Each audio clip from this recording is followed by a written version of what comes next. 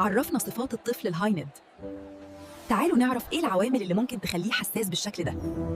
كتير بنسأل هو ليه ابني هايند؟ هل أنا السبب؟ الحقيقة إن الموضوع ملوش علاقة بتقصيرك، دي توليفة معقدة بين الوراثة وبيولوجيا المخ.